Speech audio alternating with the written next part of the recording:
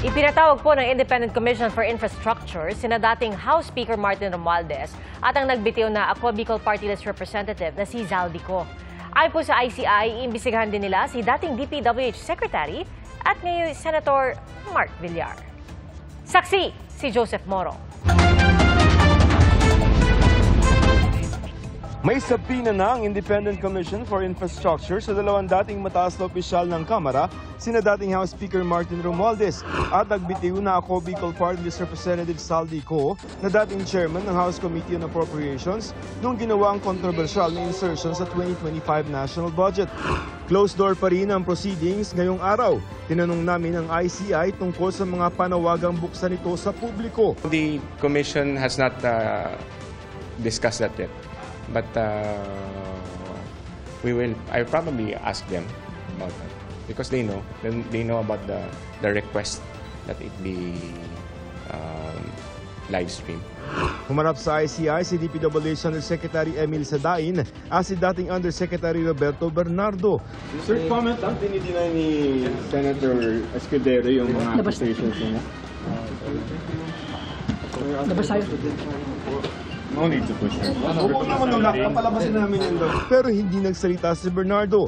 Hinihinga namin siya ng reaksyon matapos itanggi ng mga pinangalanan niyang personalidad na humingi sila ng komisyon mula sa mga proyekto ng gobyerno. Sabi ni ICI Executive Director Attorney Brian Hosaka, maaring isunod na rin ang sabina para kay Senador Mark Villar na nagsilbing Secretary ng Department of Public Works and Highways noong Duterte administration.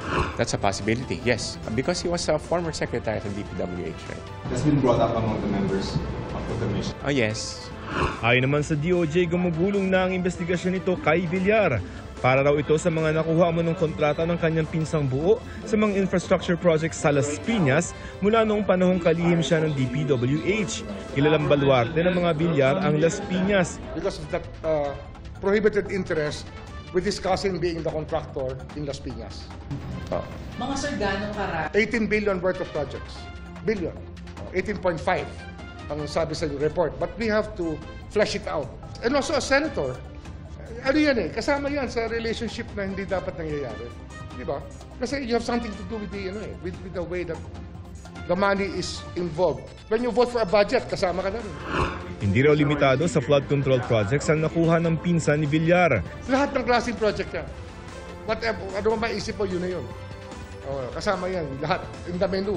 From school buildings to roads to asphalt overlay to revetments, lahat yan kasama yan.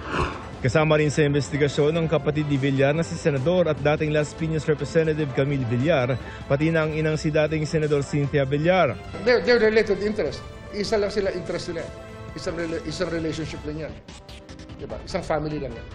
Bahagi ang investigasyon sa mga Villar sa case build-up sa mahigit 6 na pong mamabatas na kontratista, dating kontratista o may relasyon sa mga kontratista. Sinusubukan ng GMA Integrated News na makuha ang panig ng mga Villar. Para sa GMA Integrated News, ako si Joseph Morong, ang inyong saksi. Mga kapuso, maging una sa saksi. Mag-subscribe sa GMA Integrated News sa YouTube para sa iba't ibang balita.